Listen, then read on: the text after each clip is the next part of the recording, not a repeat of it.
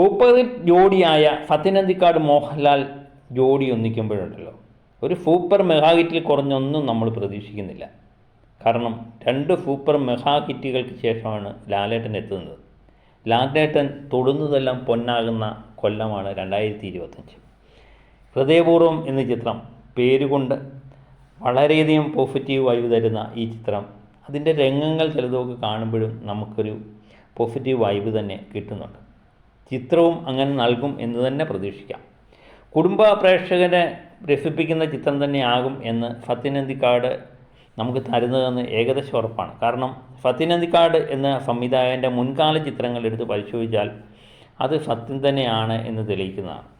അപ്പോൾ ലാലേട്ടൻ ഫത്തിനന്തിക്കാട് കോംബോ നിൽക്കുമ്പോൾ super mega ഹിറ്റുകളായിരുന്നു നമുക്ക് സമ്മാനിച്ചത്. ആ ശ്രേണിയിലെ ഒന്നുകൂടി ഹൃദയപൂർവ്വം ആകും എന്ന് നമ്മൾ പ്രതീക്ഷിക്കുന്നുണ്ട്. ചിത്രത്തിൻ്റെ പ്രദർശനത്തിന് ശേഷം പ്രേക്ഷകർ പങ്കുവെക്കുന്ന അഭിപ്രായങ്ങൾ ഈ ചിത്രത്തിന് വളരെ നിർണായകമാണ്.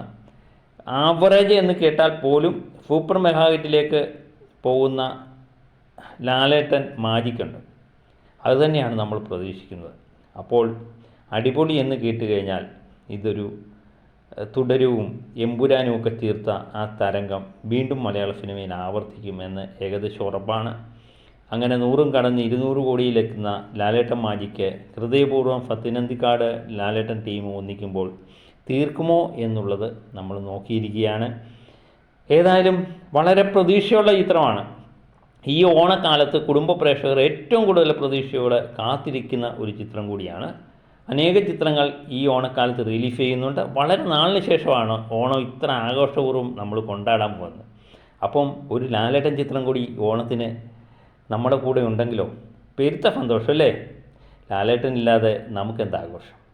കാത്തിരിക്കാം ഹൃദയപൂർവ്വം എന്ന ചിത്രത്തിൻ്റെ വിശേഷങ്ങൾക്ക് വേണ്ടി.